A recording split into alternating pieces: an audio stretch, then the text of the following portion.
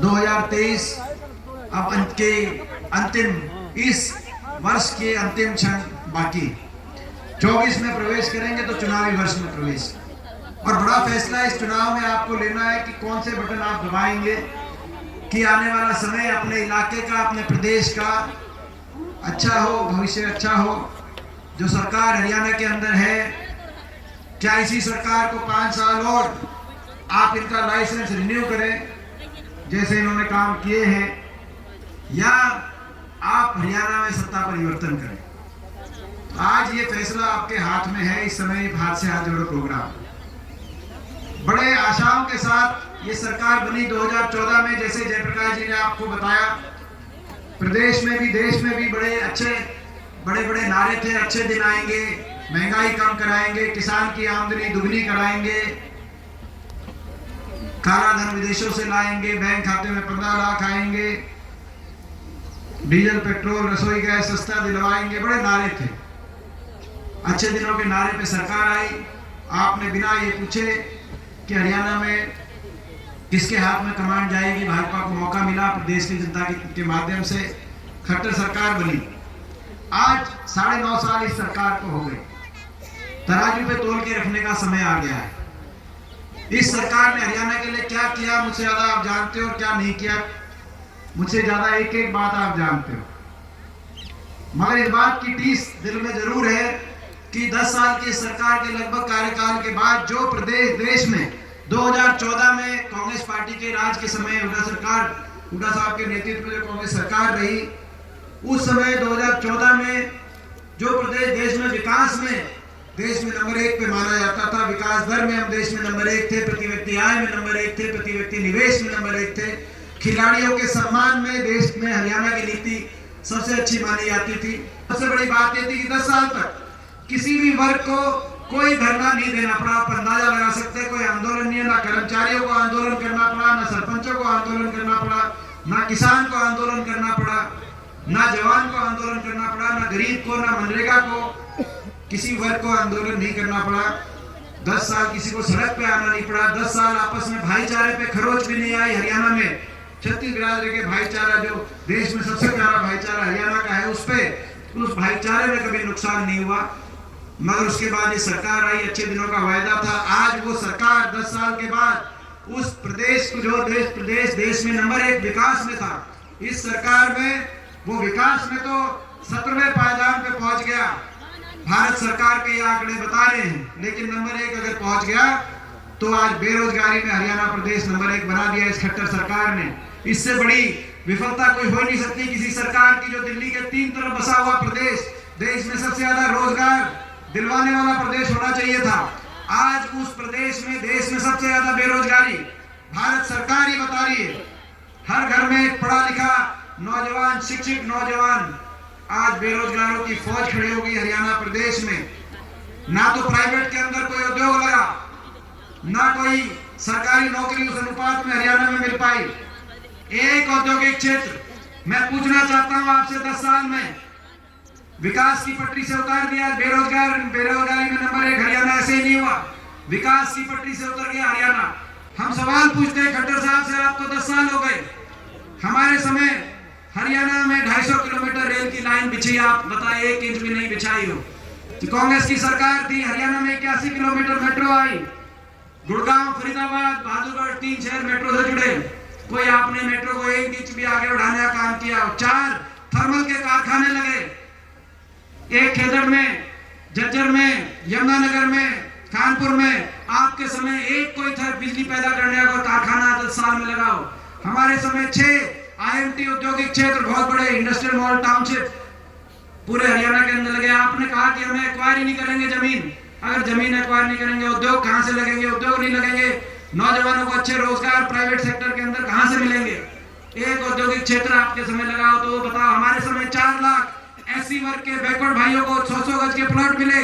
खट्टर साहब, हम पूछना चाहते हैं 10 साल में आपने 1 इंच भी, एक परिवार को 1 प्लॉट भी किसी गरीब आदमी को हरियाणा में देने का काम क्यों नहीं किया? हम पूछना चाहते हैं एक हमारी खिलाड़ी को आपने कोई नियुक्ति पत्र, साक्षी मलिक हमारी बेटी आज से 6 साल पहले ओलंपिक में मेडल लेके 2 ही मेडल आए थे ओलंपिक में, पीवी संधू का, साक्षी मलिक का, पिछले ओलंपिक की मैं बात कर रहा हूँ। आज तक उनको कहीं आपने नियुक्ति नहीं दी। इस ओलंपिक में हमारे जो मेडल आए 6, उसमें से 4 हरियाणा के हैं, चाहे नीरज चोपड़ा, चाहे बजरंग पुनिया, चाहे रवि दहिया, आपने उनको आज तक नियुक्ति नहीं दी। हमारे समय 750 खिलाड़ियों को नियुक्ति देकर देश में हरियाणा का नाम, हमारे खिलाड़ियों का गौरव हुआ था। आपने तो उन खिलाड़ियों को नियुक्ति तो छोड़ो, उनका कैसा अपमान किया आज पूरे देश ने देखा। आपको ना आते हैं, इन्होंने ना तो हिसार में कुछ किया, ना हरियाणा में कुछ किया, विकास की पटरी से उतार दिया हरियाणा को। इसीलिए देश में सबसे ज्यादा बेरोजगारी, ना प्राइवेट सेक्टर के अंदर नौकरी, ना सरकारी क्षेत्र के अंदर नौकरी। ये भी एक और मैं कहना चाहता हूं,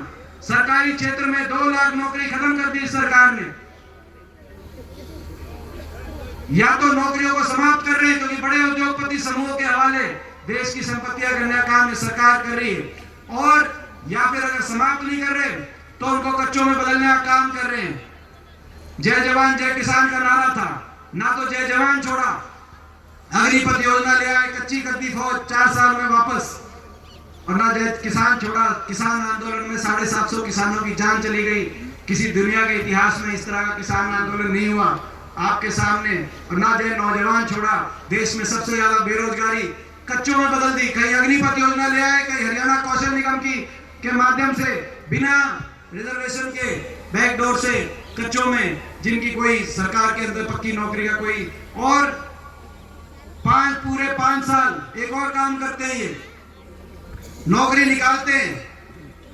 पहले तो खत्म कर देते हैं, 2 लाख पद खत्म कर दिया, और कुछ नौकरी जो निकलती है 4 साल तक जो नौकरी निकलती है, या तो भर्ती घोटालों की, पेपर लीक घोटालों की भेड़ चढ़ जाती है। एक आधी लिस्ट आती है तो हरियाणा से ज्यादा उन लिस्टों में हरियाणा के बाहर के नौजवानों का नंबर आता है। मैं पूछना चाहता हूं सरकार से, 2019 में आपको याद होगा एसडीओ की लिस्ट आई।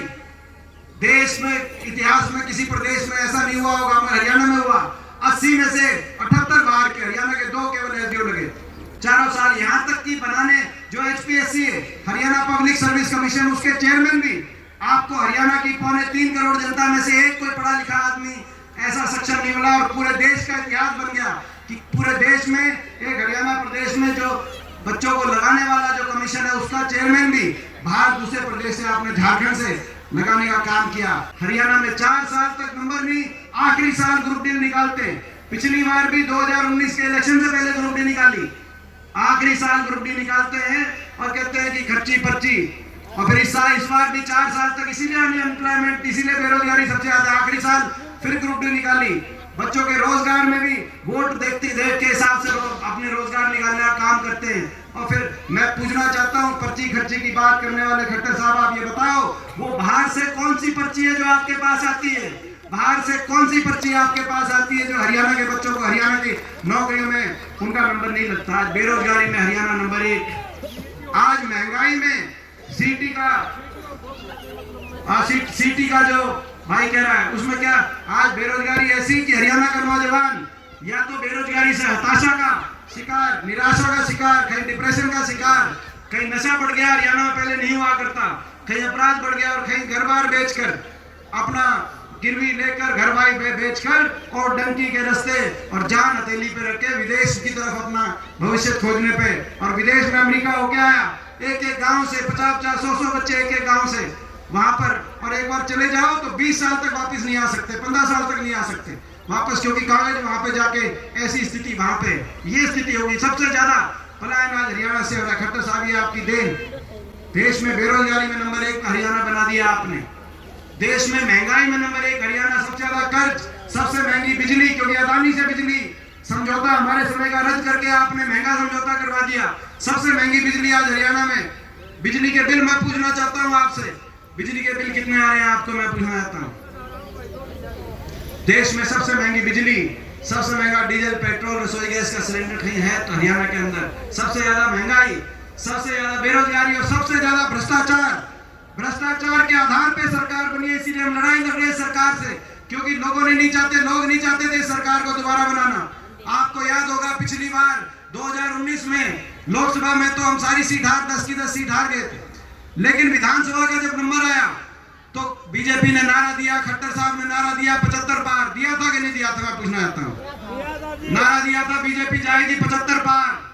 दूसरा नारा आ गया, दूसरा नारा आ गया जेजेपी पार्टी ने, दुष्यंत चौटाला ने, खट्टर साहब ने नारा दिया बीजेपी जाएगी 75 पार। जेजेपी पार्टी ने नारा दे दिया बीजेपी ने भेजो जमुना पार। दिया था कि नहीं दिया था नारा? बोला भाई जमुना पार। एक क्या करता 75 पार, दूसरा कह गया जमुना पार। इलेक्शन का नतीजा आते दोनों बन गए जमा पक्के यार। यार बात बनी कि नहीं बनी? बन गए पक्के यार और बना दिए लोगों ने, नहीं बनाई ये सरकार, विश्वासघात से बनी है ये सरकार। इस बात का दिल में दर्द है। 14 मंत्री थे इस सरकार के, 14। अगर 50 लोग इस सरकार से खुश होते 75 पार के नारे में, तो 14 में से 12 मंत्रियों को नहीं हराते। 12 मंत्रियों को लोगों ने दोबारा विधानसभा नहीं भेजने दिया। लोग इतने दुखी थे। जो मंत्री था वहीं, उसी को रोहतक से मनीष ग्रोवर हारे, तो नारनौल से, यहां से जो मंत्री थे वो यहां से उनकी परास्त हुई। महेंद्रगढ़ के अंदर जो मंत्री थे, सोनीपत के अंदर, हमारी सराना के अंदर, सारा मंत्रिमंडल 12 में से 14 में से 2 मंत्री वापस पहुंचे। लोगों ने तो बदल दी थी, लेकिन धोखा हो गया। जिस दिन नतीजा आया, मैं आपको याद दिलाना चाहता हूं, उस दिन मैं दुष्यंत चौटाला से पूछना चाहता हूं, आपने कैसा धोखा दिया ये लोगों को? आपने जब नतीजा आया तो उचाना में आपने लोगों से पूछा था कि क्या करना चाहिए, और लोगों ने एक स्वर में कहा था कि कुछ भी करना, लेकिन बीजेपी का साथ ना देना। क्या था कि नहीं क्या था, मैं पूछना चाहता हूं। उचाना के लोगों ने कहा, आपने जमुना पार पे नारे मांगे, के वोट पे, नारे पे वोट मांगी, और उसके बाद उचाना में ये बात कही। उचाना से जब आप चले, जब ये दुष्यंत चौटाला चले उचाना के अंदर, जींद में पहुंचे, जींद में प्रेस कॉन्फ्रेंस करी कि मैं उसका समर्थन करूंगा। बात वहीं बदल गई थी। जींद में जाके प्रेस कॉन्फ्रेंस करी कि मैं उसका समर्थन करूंगा जो 5100 पेंशन देगा और 75% फैक्ट्री में नौजवानों को रिजर्वेशन देगा। ना तो 75% रिजर्वेशन हुई, ना वो 5100 पेंशन हुई। आई की नहीं है, वो 5100 पेंशन आई है क्या किसी के?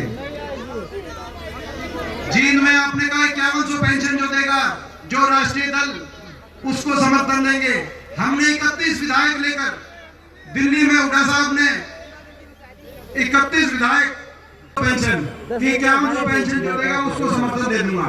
हमने दिल्ली में प्रेस कॉन्फ्रेंस करी, क्या 31 विधायक, कि भाई आप हमारे साथ आओ, कांग्रेस के मैनिफेस्टो में है, हमारे घोषणा पत्र में है, हम 1 नवंबर 2019 यानी कि हम 1 हफ्ते बाद दे देंगे 5100 पेंशन, क्योंकि हमारे में तारीख लिखी हुई, अगले हफ्ते दे देंगे, आप हमारे साथ आओ। जींद से गाड़ी चली दिल्ली की तरफ, जींद से रोहतक तक गाड़ी ठीक थी, रोहतक से बहादुरगढ़ टिकरी बॉर्डर तक भी गाड़ी ठीक रास्ते पे चलती थी, लेकिन जुकर गाड़ी दिल्ली में बढ़ी। दिल्ली की टेढ़ी मेढ़ी सड़कों पे हिलस्ते खिलस्ते कदे न्यून गाड़ी जाके बीजेपी के बाहर ने आके रोकी, तो अमित शाह के संग पकड़ा दिया। क्या करें हमने कहा कि भाई ये विश्वासघात होगा, लेकिन कहा फिर भी वहां पे जाके प्रेस कॉन्फ्रेंस कर दी। एक तरफ केंद्रीय गृह मंत्री, दूसरी तरफ खट्टर साहब, और एक तरफ दुष्यंत, कि हमारा समझौता हो गया 5100 पेंशन पे। वो 5100 पेंशन नहीं आई। समझौता 5100 की पेंशन का नहीं था। आज 5 साल के बाद मैं कहना चाहता हूं, 5 साल 5100 पेंशन की बात देखेंगे। समझौता 5100 की पेंशन समझौता भ्रष्टाचार का था। भ्रष्टाचार की फाइलों को बंद कराने का था। आपस में महकमे आपस में बांट के, कोई सा महकमा किसके पास, कौन सा महकमा किसके पास, किस महकमे से कितनी किसकी कमाई, इस बात का समझौता था। यहाँ से जो विधायक, यहाँ के जो विधायक हैं, उन्हीं का बयान आ गया दादा रोहतम का अगले दिन जब महकमे बटे, बोला खोपर एक लाए जीवन लग रहा है। ये जीवने का समझौता था। ये भी इंक्वायरी कराएंगे कितना जीएंगे। भाई जीवन का समझौता था तो ये पता, इंक्वायरी तो करानी पड़ेगी, मगर जीवने का समझौता था। भ्रष्टाचार की फाइलों को बंद कराने का समझौता था। जो एक नारा होता था इनका, आपको याद है बीजेपी का, काला धन लाएंगे, सबके बैंक खाते में 15 लाख जमा कराएंगे। नारा बदल गया, नया नारा हो गया, जिसका काला धन पकड़ा जाएगा उसको बीजेपी शामिल कराएंगे। जैसे इनके भ्रष्टाचार की फाइल बंद कर दी जेजेपी पार्टी वालों को। एक कांग्रेस का भी हमारा विधायक था आजमपुर से, कुलदीप बिश्नोई, उसकी भी विदेशों में संपत्ति पकड़ी गई थी।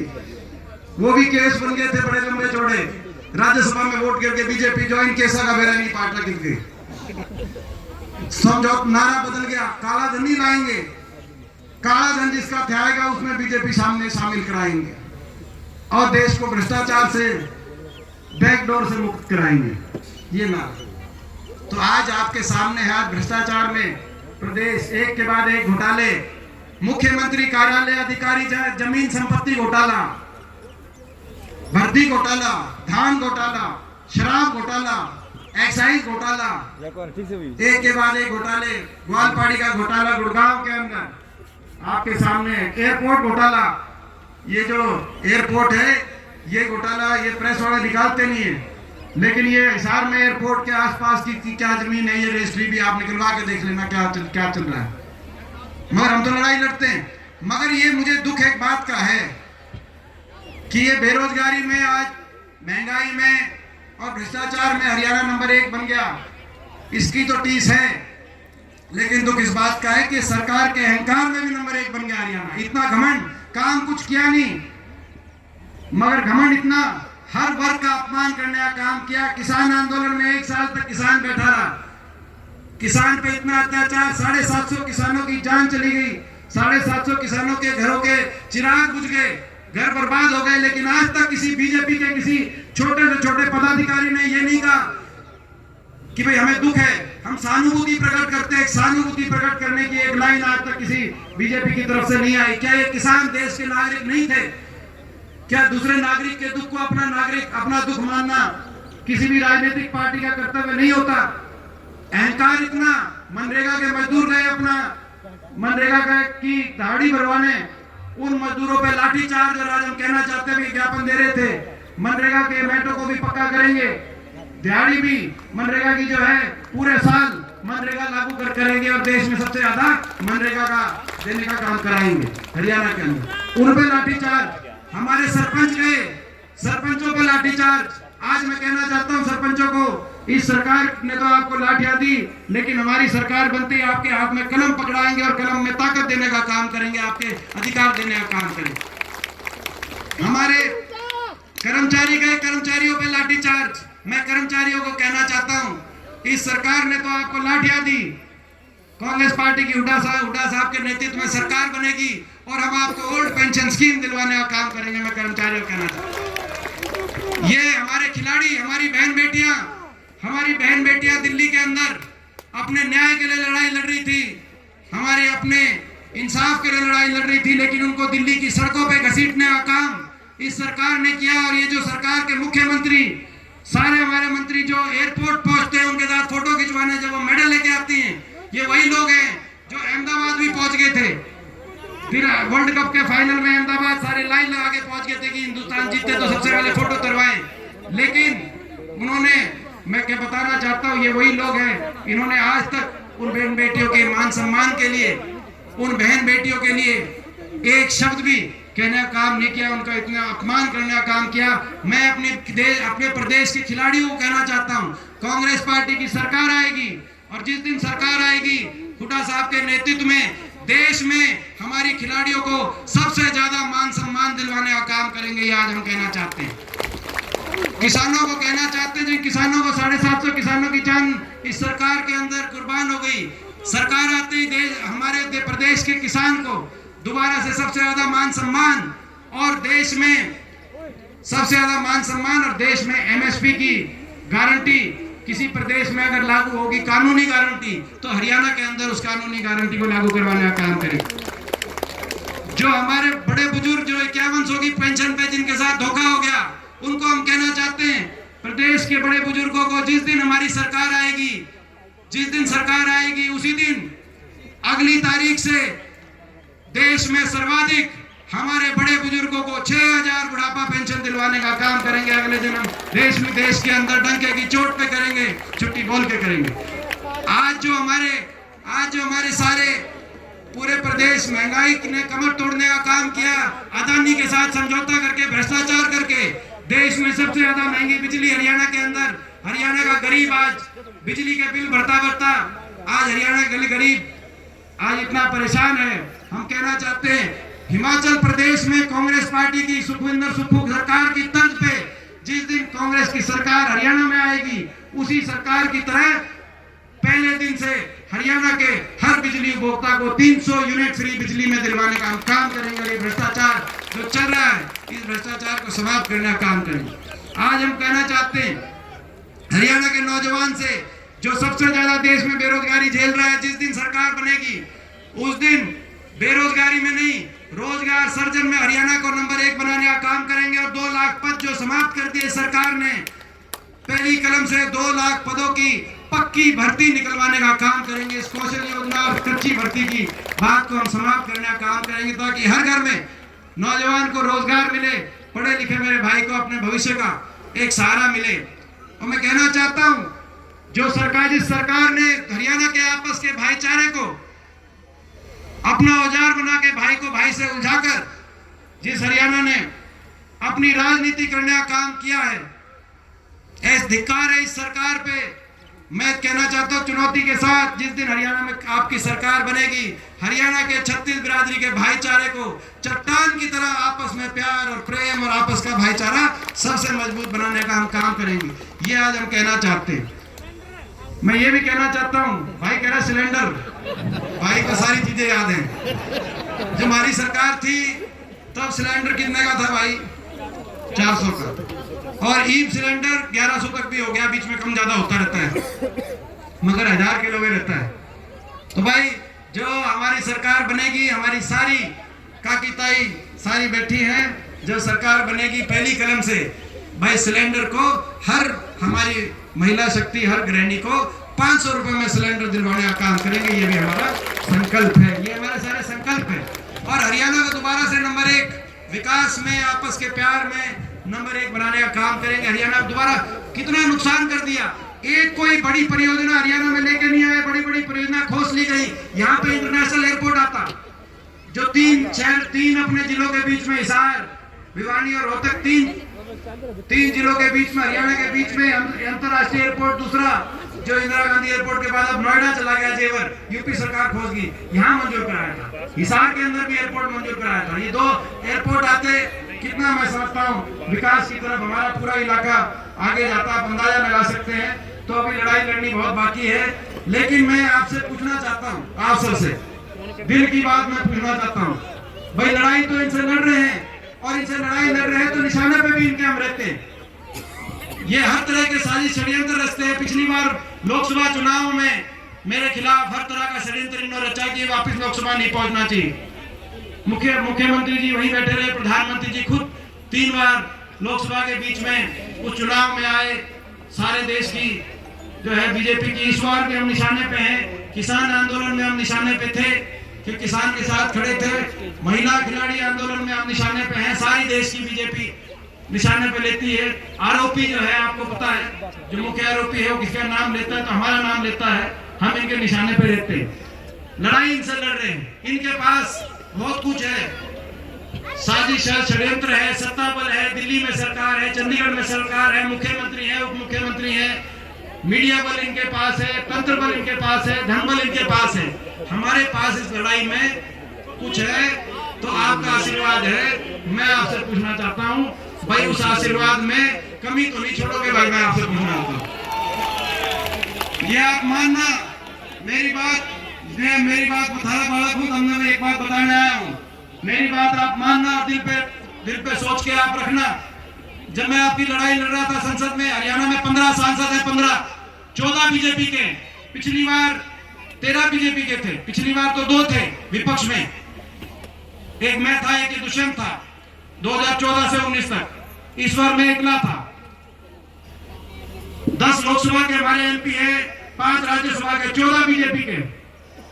कितना अकेलापन मैंने महसूस किया होगा जब मैं आपकी लड़ाई वहां पर, जब आप तो टीवी में देखते हो कि मैं किसान आंदोलन पे बोला, मैं खिलाड़ियों के साथ पक्ष में बोला, मगर जब मैं बोलता हूँगा और सारी बीजेपी दूसरी तरफ क्या क्या कहती होगी, कोई देशद्रोही बताता था, कोई कुछ बताता था, मैं कहता था कि भाई आप जो है 20 साल से मैं भी देश की सबसे बड़ी पंचायत का सदस्य हूँ, शायद मेरी उम्र में इतना अवसर किसी ने नहीं मिला, लोगों ने मेरे को बहुत आशीर्वाद दिया, मैं आप सबका धन्यवाद करता हूँ। लेकिन कितना अकेलापन महसूस होता होगा, आप उस बात का अंदाजा लगाओ मेरा क्या कसूर था।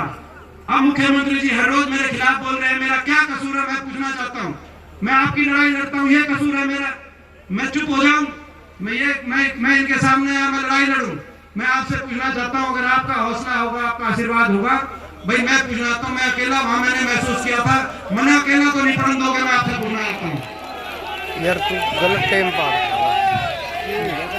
भाई, ये हरियाणा को बचाने की लड़ाई है, हरियाणा के नौजवानों के भविष्य को बचाने की लड़ाई, हरियाणा के किसान को, मजदूर को, गरीब को बचाने की लड़ाई है। और इस लड़ाई में नारनौंद हल्का ये वो हल्का है जिससे मुझे सबसे ज्यादा उम्मीद है, नारनौंद हल्के से। ये हल्का जो है मेरा, जब जयप्रकाश जी उपचुनाव लड़ रहे थे उस समय मेरी ड्यूटी लगी थी, तब यहाँ हल्के में एक गांव में मैं गया, मगर यहाँ इस हल्के से कोई आज का संबंध नहीं, इस हल्के से बहुत पुराना हमारा पारिवारिक संबंध है। 1952 और 57 में जब पहले लोकसभा चुनाव हुए तब ये रोहतक लोकसभा का हल्का था, और यहाँ से सबसे ज्यादा लीड जब मेरे दादाजी चौधरी रणबीर सिंह हुड्डा जी ने चुनाव लड़ा, तो उस समय पूरे रोहतक लोकसभा क्षेत्र में नारनौंद हल्का आता था, सबसे ज्यादा लीड यहाँ से, सबसे ज्यादा आशीर्वाद आपने दिया। हमारा बहुत गहरा पारिवारिक संबंध है, हमारा हल्का है, ये अपनेपन, और यही कारण था यहाँ से विधायक नहीं, लेकिन काम कहीं ये बास गांव में। मैं पूछना चाहता हूँ, जब मौका मिला तो भाई गांव को आदर्श गांव बनाकर करोड़ों रुपए की ग्रांट से पूरे गांव की स्थिति सुधारने के लिए बिना हमारे विपक्ष के विधायक की कोशिश करी थी कि नहीं करी थी? मैं पूछना चाहता हूँ, चाहे वो आदर्श गांव की बात में बात हो, चाहे स्टेडियम, चाहे गांव के अंदर अस्पताल बनवाने की बात हो, पीएचसी, चाहे गांव के अंदर बिजली घर बनवाने की बात हो, मैं और पूरे हल्के की बात, दिन और रात लग के केवल अपनेपन में। भाई भाले देखो, जो छोड़राम कहा करते हैं कि भाई अपना पहचान ले, अपना पराई की पहचान कर ले, बोलना सीख ले। भाई मैंने नहीं बताओ, तुम अपना पहचान गए कि नहीं पहचान गए, नहीं बताओ भाई।